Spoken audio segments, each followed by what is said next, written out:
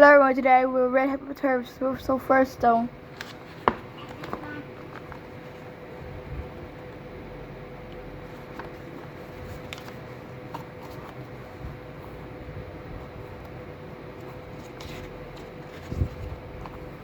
Harry Potter.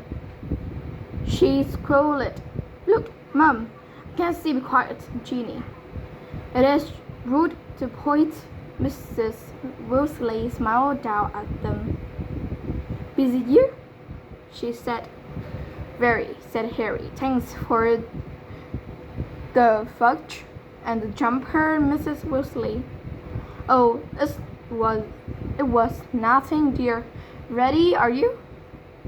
It was Uncle Vernon, still purple-faced, still mouse-tagged,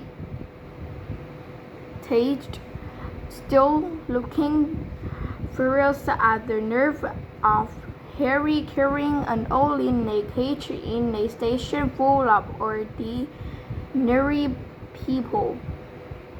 Behind him stood Aunt Petunia and Dudley, looking terrified at the very sight of Harry. You must be Harry's family, said Mrs. Weasley in a manner of speaking. Said Uncle Vernon, hurry up, boy. We haven't got all day. He walked away. Harry hung back for a last word with Ron and Hermione. See you over the summer, then.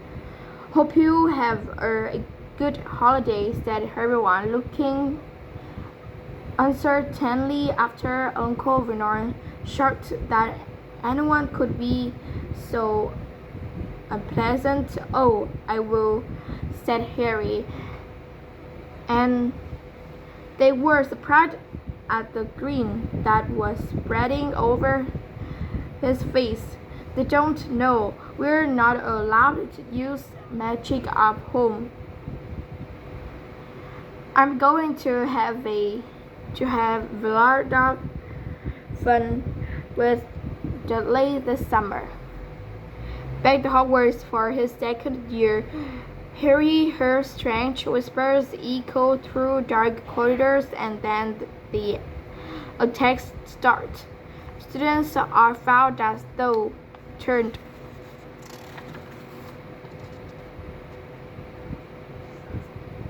Discover more about the wizarding world. No wizarding household is complete without a copy of Dumbledore. A brand new edition of this essential companion to the Harry Potter stories, with a new foreword from J.K. Rowling, an irresistible new jacket by Johnny Duddle, illustrations by Tommy Slade, Tomic, and Six the New Beast. 4 games, competitions, and fun downloads. Visit Harry Potter Bloomsbury.com. J.K. Rowling fact file. Childhood pets: 2 dogs, 2 guinea pigs, and lots of goldfish. Favorite school subject: English. Collects silly and interesting names that she finds in no shortage of places, even graveyards.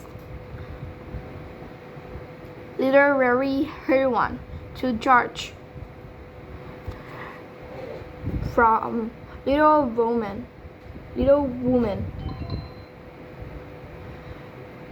She says it is hard to overstate that she meant to a smart plain girl called Jo, who had a hot temper and a burning ambition to be a writer. Favorite childhood reads: The Little White Horse by Elizabeth George, The Treasure Seekers by E. Nesbit, Man's Mouse by Paul Delico, Little Women by Louisa May Alcott, Black Beauty by Anna Sewell, Fierce, Better Than Confined Spaces.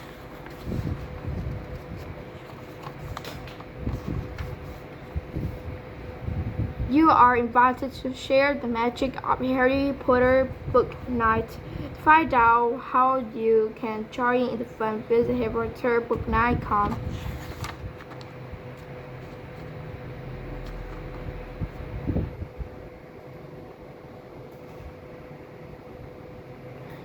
J.K. Rowling is the author of the record-breaking, multi-award-winning Harry Potter novels. Loved by fans around the world, the series has sold over 500 million copies, being translated into 8 languages, and made into 8 blockbuster films. She was written 3 companion volumes in aid of charity Quidditch Through the Ages and Fantastic Beasts, and Where to Find Them in aid of comic relief and Lumos, and The Tale of Beedle the Bard in aid of Lumos, as well as a screenplay inspired by Fantastic Beasts and Where to Find Them, which marked the start of a 5-film series to be written by the author. She has also collaborated on a stage play, Harry Potter and the Cursed Child Part on the 2, which opened in London's West End in the summer of 2016, and on Broadway in early 2018. In 2012, J.K. Rowling's digital company Pottermore was launched, where fans can enjoy news, features, and articles, as well as original content from J.K. Rowling. She has received many awards and honors, including an OBE and Companion of Honor France Legend Honor, and the Hans Christian Andersen Award. The next book is Harry Potter and the Chamber of Secrets.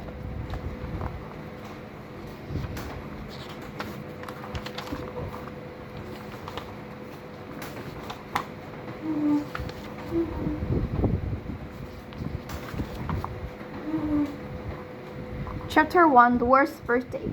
Not for the first time, an argument had broken out over breakfast at number 4 Privet Drive. Mr. Vernon Dursley had been working in the early hours of the morning by the loud, hooting noise from his nephew Harry's room. Third time this week, he rolled across the table. If you can't control that, it'll have to go.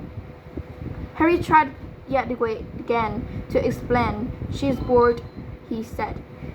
She's used to flying around outside. Doubt I could just let her out at night.